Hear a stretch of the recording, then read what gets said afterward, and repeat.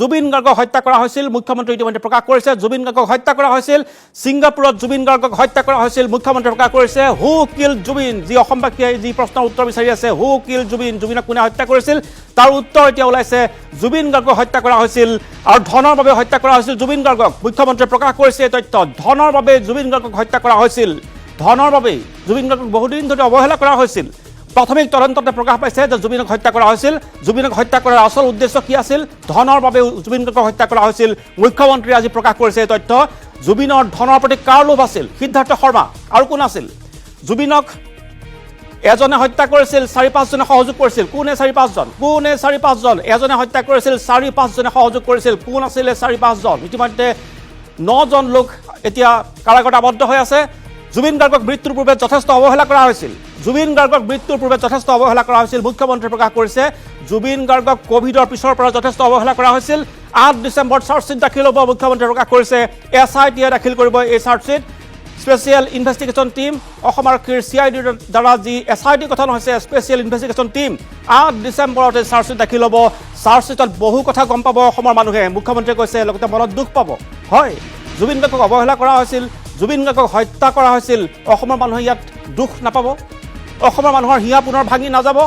যি জুবিনক আমি হেৰুৱালোঁ যি হেৰুৱাৰ দুখ আজিও আমি বুকুত লৈ ফুৰিবলগীয়া হৈছে সেই জুবিন গাৰ্গক কোনে হত্যা কৰিলে কোনে অৱহেলা কৰিলে সেই যি এছআইটিৰ যি ৰিপৰ্ট আহিব যি চাৰ্জশ্বিট প্ৰকাশ কৰা হ'ব এই চাৰ্জশ্বিটত অসমৰ মানুহে দুখ পাব পুনৰবাৰ অসমৰ মানুহে দুখ পাব জুবিনক কোনে হত্যা কৰিছিল এজনে হত্যা কৰিছিল ৪-৫ জনে সহযোগ কৰিছিল ছিংগাপুৰত কাণ্ড সংঘটিত হৈছিল জুবিনক সন্দেহজনক ব্যক্তিৰ সম্পত্তি হ'বলৈ দিয়া নহ'ব যি মিয়া মুছলমানে বৰ্তমান উচ্ছেদৰ ভয়ত জুবিন গাৰ্গক এতিয়া তেওঁলোকে অৱলম্বন হিচাপে গ্ৰহণ কৰিছে যে মোৰ কোনো জাতি নাই মোৰ কোনো ধৰ্ম নাই বুলি জুবিনে যি কথা প্ৰকাশ কৰিছিল সেয়েহে মিয়া মুছলমানে কয় জুবিনে কৈ গৈছিল মোৰ কোনো জাতি নাই মোৰ কোনো ধৰ্ম নাই গতিকে তেওঁলোকৰ যি বেদখলকাৰী মিয়াক এতিয়া থাকিবলৈ দিব লাগে উচ্ছেদ কৰিব নালাগে ৰাজনৈতিক ষড়যন্ত্ৰ জুবিনক লৈ ৰাজনীতি মুখ্যমন্ত্ৰীয়ে স্পষ্ট ৰূপত কৈছে জুবিনক মিয়া মুছলমানৰ হাথিয়াৰ হ'বলৈ দিয়া নহ'ব জুবিন অসমীয়াৰ সম্পদ জুবিন অসমৰ সম্পদ জুবিন অসমীয়াৰ প্ৰাণৰ সম্পদ মিয়া মুছলমানৰ প্ৰাণৰ সম্পদ নহয় জুবিন কাৰো বাবে ৰাজনৈতিক হাথিয়াৰ নহয় সদনত আনুষ্ঠানিক বিবৃতি প্ৰকাশ কৰিছে আজি মুখ্যমন্ত্ৰী আৰু যি প্ৰশ্নৰ উত্তৰ অসমবাসীয়ে বিচাৰি আছে কোনে জুবিনক হত্যা কৰিলে হু কিল জুবিন গাৰ্গ তাৰ উত্তৰ এতিয়া ওলাইছে কোনে হত্যা কৰিলে জুবিন গাৰ্গক ৮ ডিচেম্বৰলৈ অপেক্ষা কৰক ৮ ডিচেম্বৰত এছআইটিত সকলো তথ্য আহিব মুখ্যমন্ত্ৰী প্ৰকাশ কৰিছে প্ৰাথমিক তদন্ততে এই কথা স্পষ্ট হৈছিল যে জুবিনক হত্যা কৰা হৈছিল আসল উদ্দেশ্য কি আছিল জুবিনৰ এই মৃত্যুকাণ্ড সন্দৰ্ভত বিস্ফোৰক তথ্য আহিব অসমবাসীয়ে দুখ পাব পুনৰবাৰ অসমবাসী ভাগি পৰিব মুখ্যমন্ত্ৰীৰ বক্তব্য শুনক জুবিন গাৰ্গৰ মৃত্যু 19/9/2025 তাৰিখে হয় 20/9/2005 তাৰিখে আমি প্ৰথম FIR ৰেজিষ্টাৰ কৰোঁ BNSৰ section 61 criminal কনস্পিৰেচি 105 culpable homicides 106 causing death by rash and negligence act প্ৰাৰম্ভিক তদন্ত কালতে অসম পুলিচে নিশ্চিত হয় যে এই ঘটনা কালপেবল হোমিসাইড নহয় it is a plain and simple murder গতিকে this is a plain and simple case of murder ইয়াতে সন্দেহৰ অৱকাশ নাই that is the case of SIT it is a murder মই আজিও এক সদনত কৈছো and we will follow murder case আৰু কোনে মাৰিছে তাকো আজি আমি অনুমোদন লৈছো এজনে মাৰিছে আনকেজনে সহযোগিতা কৰিছে so we have booked 4 to 5 people on murder case ইয়াত আমি জুবিনক লৈ ধেমালি কৰিব অহা নাই আমি জুবিনক লৈ ৰাজনীতি কৰিব অহা নাই হুৰাই দে জনাদেশটো কি শব্দ আজি জুবিন গাৰ্গৰ কাৰণে মই গৌৰৱ নকৰো একো নকওঁ সময়ে ইতিহাসে ইয়াক হিচাপ কৰিব যে জুবিন গাৰ্গৰ কাৰণে অসম চৰকাৰ আৰু বিজেপিয়ে কি কৰিছে অধ্যক্ষ মহোদয় জুবিনৰ হত্যাকাণ্ডৰ দুটা দিশ আছে আমি মাৰ্ডাৰ কেছৰ ওপৰত চাৰ্জশ্বিট দিম কিন্তু এই তদন্ত চলি থাকিব কাৰণ ইয়াৰ লগত আৰু এটা দিশ জড়িত আছে নেগলিজেন্স জুবিনৰ হত্যাৰ আগতেও জুবিনক নেগলিজেন্স আৰু ক্ৰিমিনেল ব্ৰিচ অফ ট্ৰাষ্ট কৰা হৈছিল যেহেতু তদন্ত হৈছে তদন্তৰ পৰিসৰ আৰু বাঢ়িব SITয়ে প্ৰথম চাৰ্জশ্বিট দিব ঘটনাটোৰ ওপৰত মাৰ্ডাৰৰ ওপৰত বাট আফটাৰ ডেট ইজ ডান আমি আৰু এটা তদন্ত কৰিবলৈ নিৰ্দেশ দিছোঁ কাৰণ বহুত কথা তেওঁৰ উপলব্ধ হৈছে the story begin from before Covid the story begin আজি লাষ্ট 8 বছৰৰ পৰা এটা ডাঙৰ ষ্টৰী চলি আছে তাৰ প্ৰমাণ আমাৰ লগত আছে সেইকাৰণে মই SITক কৈছোঁ যে 8 তাৰিখে আপোনালোকে মাৰ্ডাৰ কেছৰ চাৰ্জশ্বিট দিয়ক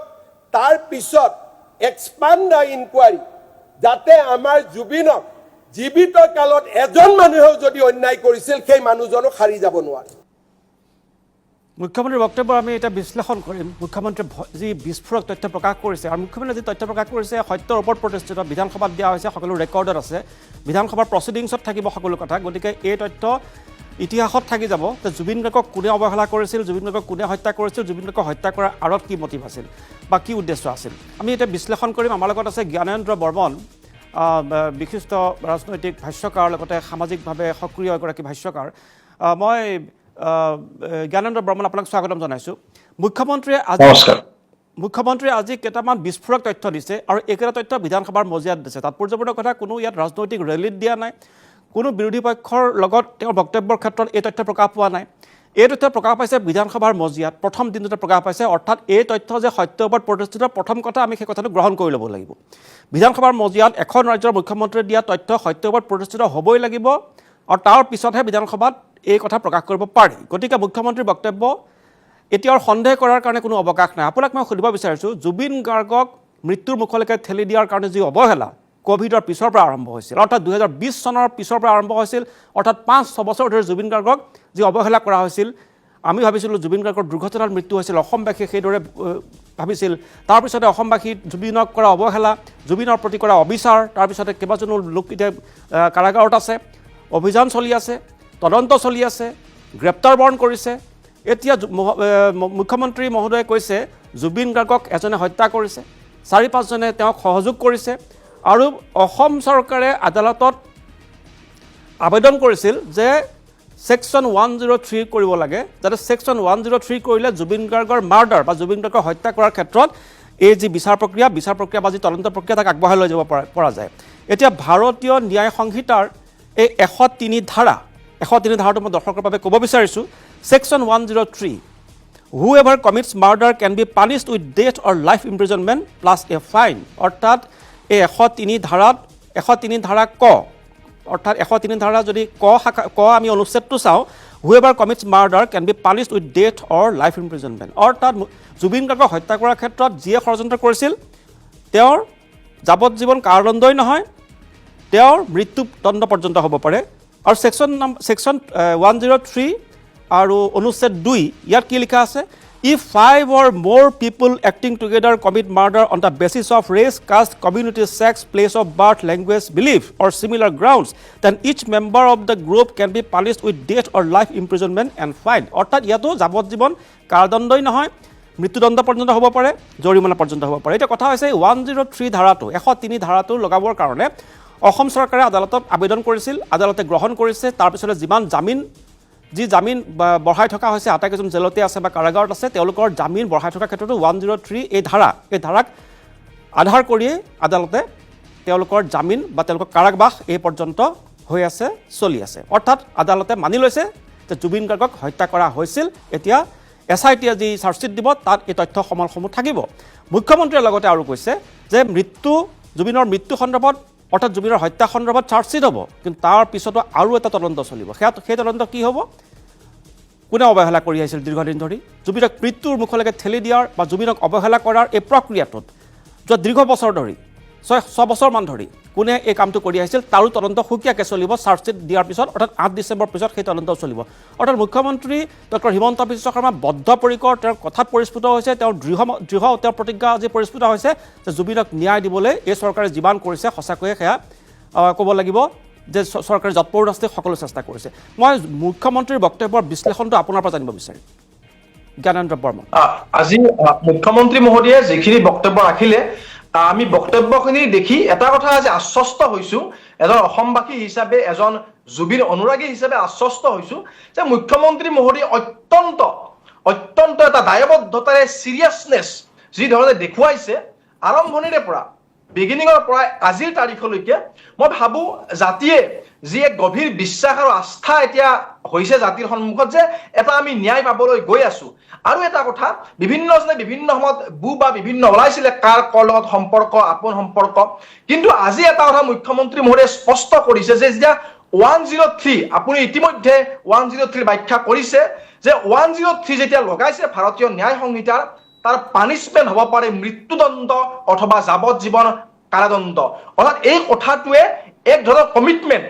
যে যদি দোষী যিসকলে দোষ কৰিছে, যিসকলে জুবিনৰ ক্ষেত্ৰত এনেকুৱা অন্যায় কৰিছে, তেওঁলোকৰ ফাঁচি হ'ব লাগিব, নতুবা যাৱজ্জীৱন কাৰাদণ্ড হ'ব লাগিব। আৰু সেই ষ্টেটমেণ্ট অসম চৰকাৰে কোৰ্টতো জনাইছে, কোৰ্টতো সেই ষ্টেটমেণ্ট দিছে। আৰু তাৰ ভিত্তিত এতিয়া এই ব্যক্তিসকল যিসকল জুবিনৰ হত্যাৰ বাবে দায়ী, সেইসকল আজি জেলত আছে। গতিকে যি ধৰণে গোটেই কথাবিলাক আজি জাতিৰ সন্মুখত মুখ্যমন্ত্ৰী মহোদয়ে ৰাখিছে, কোনো ইয়াত সুৰুঙা নাই, ইয়াত আইনৰ গণ্ডিত বা কমিটমেণ্টৰ ক্ষেত্ৰত কোনো সুৰুঙা মুখ্যমন্ত্ৰী মহোদয়ে ৰখা নাই। অত্যন্ত চিনচিয়াৰলি মুখ্যমন্ত্ৰী মহোদয়ে বিষয়টো আগুৱাইছে। আৰু আনকি মুখ্যমন্ত্ৰী মহোদয়ে স্পষ্ট কৰিছে যে যিসকলে জুবিনক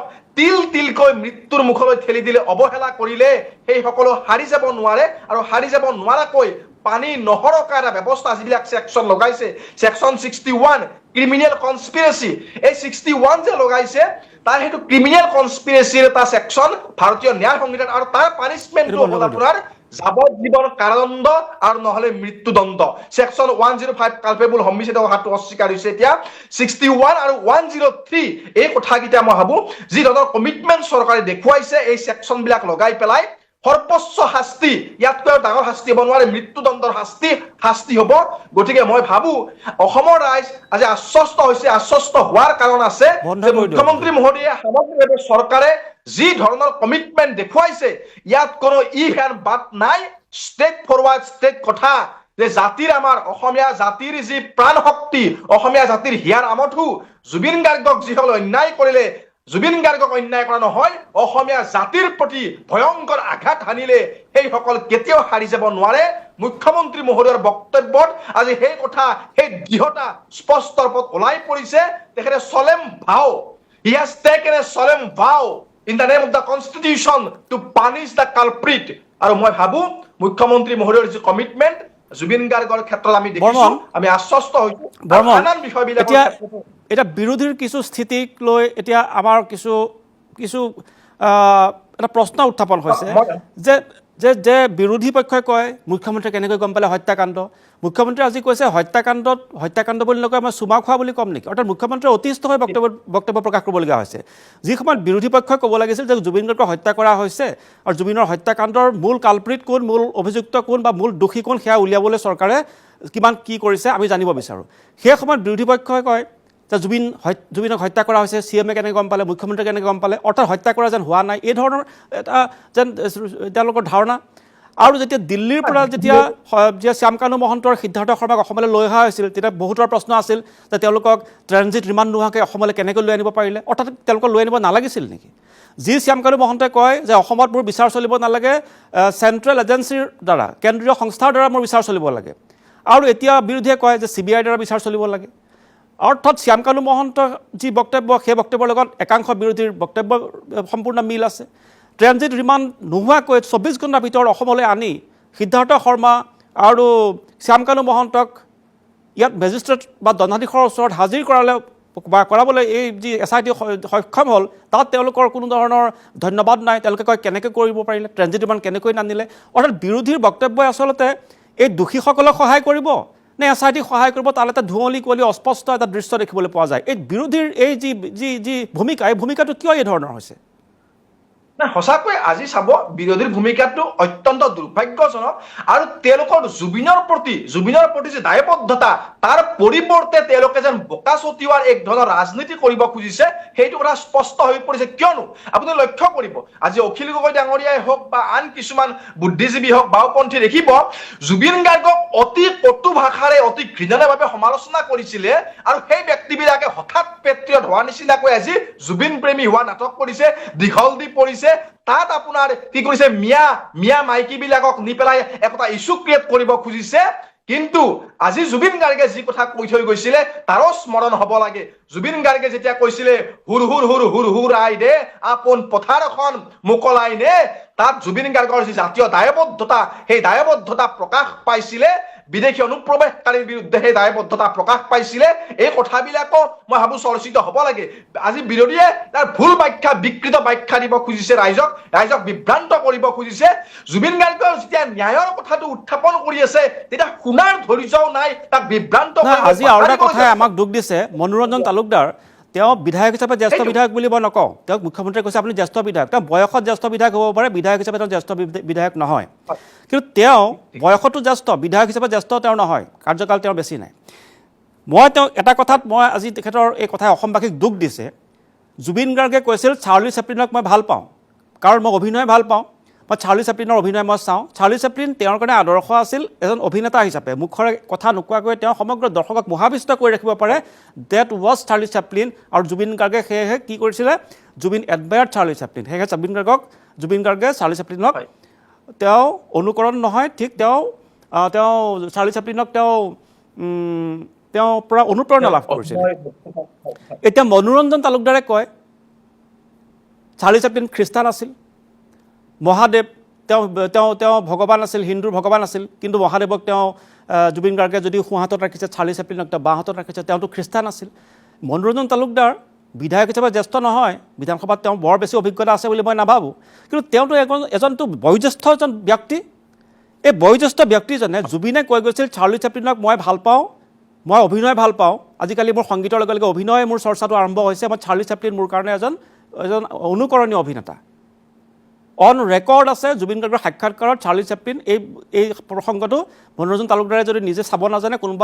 কোনোবা মানুহক সুধিলে দেখুৱাই দিব পাৰিব এই মনোৰঞ্জন তালুকদাৰৰ বিকৃত ব্যাখ্যা মনোৰঞ্জন তালুকদাৰৰ দৰে এজন বয়োজ্যেষ্ঠ লোকৰ বিধায়ক হিচাপে জ্যেষ্ঠ নহ'লেও নাই একেবাৰে মনোৰঞ্জন তালুকদাৰ ডাঙৰীয়াৰ একেবাৰে এক ধৰণৰ বিকৃত এক উপস্থাপন কৰিব খুজিছে তেখেতে ভাবিছে এটা বাওঁপন্থী তেখেতৰ ফ্ৰেমৱৰ্কত জুবিনক মানে তেখেতে ৰাখিব বিচাৰিছে এটা সংকীৰ্ণ ঠেক পৰিসৰত কিন্তু জুবিনৰ পৰিসৰ আকাশৰ দৰে বিশাল আৰু সাগৰৰ দৰে গভীৰ জুবিন গাৰ্গে যেতিয়া আজি প্ৰকৃতি উপাসনাৰ কথা কৈছিলে যেটো কথা গৰিমা গাগ ডাঙৰীয়ানেও কৈছে যে প্ৰকৃতিৰ মাজতেই জুবিন গাৰ্গে ঈশ্বৰ বিচাৰি পাইছিলে আমাৰ ঋষি মুনিসকলে যুগ যুগান্তৰ ধৰি পঞ্চভূত তত্ত্বৰ প্ৰকৃতি উপাসনা কৰি আহিছে এই